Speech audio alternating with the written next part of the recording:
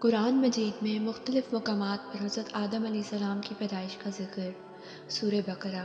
اور جس وقت تیرے رب نے فرشتوں سے فرمایا کہ بے شک میں زمین میں اپنا ایک نائب بنانے والا ہوں، تو فرشتوں نے عرض کیا کہ اے ہمارے رب، کیا تو ایسے شخص کو نائب بنائے گا جو زمین میں فساد کرے گا اور خون ریزی کرے گا؟ حالانکہ ہم تیری حمد کے ساتھ تیری خوبی اور پاکیزگی بیان کرتے ہیں۔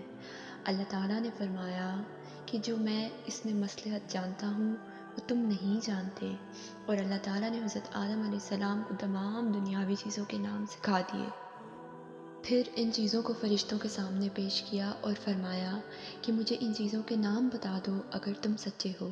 فرشتوں نے عرض کیا اے اللہ، تو پاک ہے، ہمیں ان چیزوں کے نام معلوم نہیں ہے مگر جتنا تو نے ہمیں سکھا دیا، بے شک تو ہی بڑے علم والا اور بڑی حکمت والا ہے۔ اللہ تعالیٰ نے فرمایا کہ اے آدم، تم ان کو ان چیزوں کے نام بتاؤ۔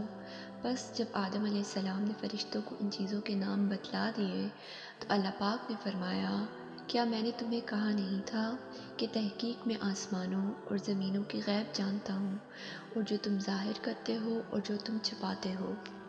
ابلیس کا سجدے سے انکار۔ اور جب اللہ نے فرشتوں سے کہا کہ آدم علیہ السلام کو سجدہ کرو تو سب فرشتوں نے سجدہ کیا مگر ابلیس نے انکار کیا اور اپنے آپ کو بڑا سمجھا تھا، وہ کافروں میں سے ہے۔ اور ہم نے حضرت آدم سے کہہ دیا کہ تم اور تمہاری بیوی بہشت میں ٹھہرو اور جہاں سے چاہو بہشت کے رزق سے کھاؤ، اور اس درخت کے قریب مت جانا، اگر تم اس کے قریب گئے یعنی اس سے کھا لیا تو ہو جاؤ گے ظالموں میں سے۔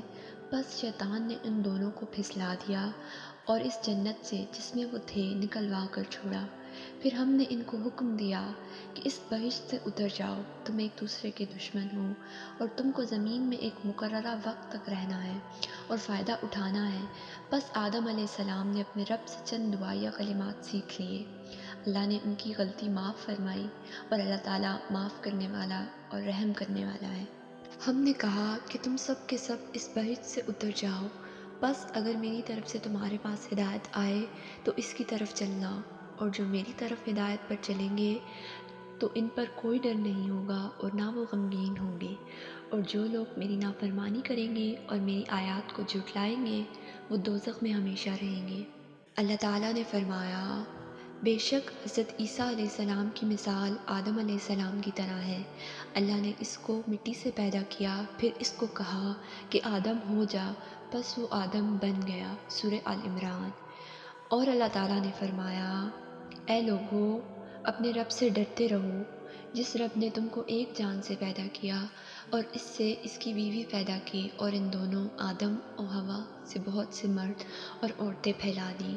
اور اس اللہ سے ڈرتے رہو جس کے واسطے کے ساتھ تم آپس میں ایک دوسرے سے سوال کرتے ہو، اور رشتے ناطے توڑنے سے بچو، اللہ تم پر نگہبان ہے۔ سورہ النساء۔ ارشاد ربانی ہے اے لوگو، تحقیق ہم نے تم کو ایک مرد اور ایک عورت سے پیدا کیا اور تم میں قومیں اور خاندان بنا دیے تاکہ آپس میں ایک دوسرے کو پہچان سکو۔ بے شک میں سے اللہ کے نزدیک زیادہ معزز اور مکرم وہ ہے جو تم میں سے زیادہ پرہیزگار ہے۔ سورہ الحجرات۔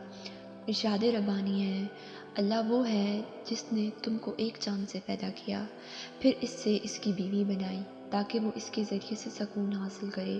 سورہ الاعراف۔ اور تحقیق ہم نے تمہیں پیدا کیا، پھر تمہاری شکلیں بنائیں، پھر ہم نے فرشتوں سے کہا کہ آدم کو سجدہ کرو تو انہوں نے سجدہ کیا مگر ابلیس سجدہ کرنے والوں میں سے نہ تھا۔ اللہ تعالیٰ نے فرمایا اے ابلیس، تجھے کس چیز نے سجدہ کرنے سے روکے رکھا ہے جبکہ میں نے تجھے اس کا حکم دیا ہے؟ ابلیس نے کہا کہ میں اس آدم سے بہتر ہوں، تو نے مجھ کو آگ سے پیدا کیا ہے اور اس کو مٹی سے پیدا کیا ہے۔ اللہ تعالیٰ نے فرمایا کہ تو اس سے اتر جا، یہاں تجھے انکار کرنے اور بڑائی کرنے کا کوئی حق نہ تھا، بس نکل جا، بے شک تو ذلیلوں میں سے ہے۔ ابلیس نے کہا کہ مجھے مرنے کے بعد اٹھائے جانے کے دن تک مہلت دے دے۔ اللہ تعالیٰ نے فرمایا کہ تجھے مہلت دے دی گئی ہے۔ ابلیس نے کہا کہ جب تو نے مجھے گمراہ کر دیا ہے تو میں تیرے سیدھے راستے پر ان کی طاق میں بیٹھوں گا، پھر ان کے پاس ان کے آگے سے اور ان کے پیچھے سے اور ان کی دائیں اور بائیں جانب سے آؤں گا، اور تو ان میں بہت سو کو شکر گزار نہیں پائے گا۔ سورہ الاعراف۔